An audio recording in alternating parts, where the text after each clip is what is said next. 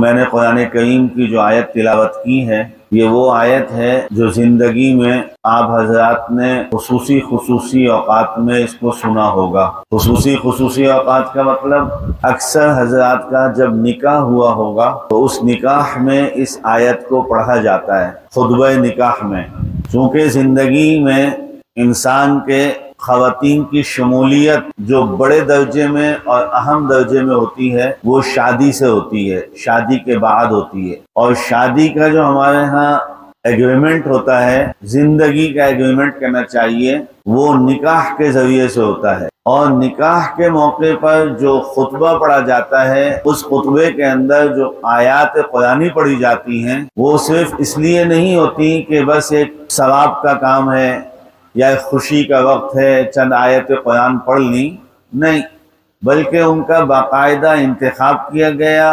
बाज़ आयत कुरानी इनमें से वो हैं कि जिनको खुद रसूल करीम रहमतुल लिल आलमीन ने खुतबा निकाह में पढ़ा, सुन्नत से भी साबित हैं। और फिर सलफ़ सालिहीन, अकाबिर उलमा, बुजुर्गों के यहाँ, सूफिया के यहाँ, सबके यहाँ इन आयतों का मामूल रहा कि जब निकाह हो उस वक्त में ये आयतें पढ़ी जाएं। तो बहुत से लोगों को, बहुत से हज़रात को इन आयतों पे फिर मुख्तलिफ औकात में बयानात सुनने का भी मौका मिलता रहा। लेकिन हमारी ख़वातीन को तो ये आयतें भी निकाह के मौके पे सुनने को नहीं मिली, क्योंकि हमारी ख़वातीन के तो निकाह के वक्त में बस एक वकील हुआ और उसने जाकर पूछ लिया कि आपका निकाह यहाँ करना है, आप राजी हैं, और निकाह का साइन करा लिया। इतना बड़ा जिंदगी का एग्रीमेंट हो रहा है और उनको उस वक्त में क्या क्या अमाल है इनका कुछ पता ही नहीं होता। तो आज मैंने कुरान करीम की इस आयत को इसलिए दोहराया कि बहुत सी ख़वातीन मौजूद भी हैं, और अब ये चूँकि वीडियो का सिस्टम होता है कि इसके तहत बहुत सी ख़वातीन जो घरों में उनको भी ये बयानात चले जाते हैं। तो खुतबा निकाह के वक्त, और जिसको मैं यूं अर्ज कर रहा हूँ, ये बिल्कुल गलत नहीं है, अपनी जिंदगी दूसरे के हवाले करने के वक्त, जिंदगी का एग्रीमेंट, चाहे वो मर्द है चाहे वो औरत है, जिंदगी का एक एग्रीमेंट है। मैंने अपनी जिंदगी आपको दी, मैंने अपनी जिंदगी आपको दी।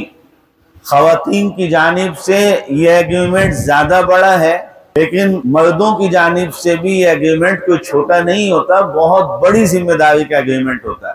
ख़वातीन की तरफ से बड़ा इसलिए होता है कि वो अपने वालिद के घर को छोड़ के, अपने भाइयों की मोहब्बतों को छोड़ के, वो अपनी माँ की ममता को छोड़कर वो एक दूसरे और एक नए घर, कभी वो घर बिल्कुल अजनबी घर था, कभी वो घर अपनों का था लेकिन वो अपने भी जरा दूर थे, कभी किसी अंदाज में कभी किसी अंदाज में। ख़वातीन चूंकि पूरा घर का निज़ाम उनका मुंतकिल होता है, इसलिए उनके हक में बड़ा घर और बड़ा अहम एग्रीमेंट होता है। लेकिन मर्दों की जानिब से भी ये कोई छोटा एग्रीमेंट नहीं है, बहुत बड़ा मुआहदा।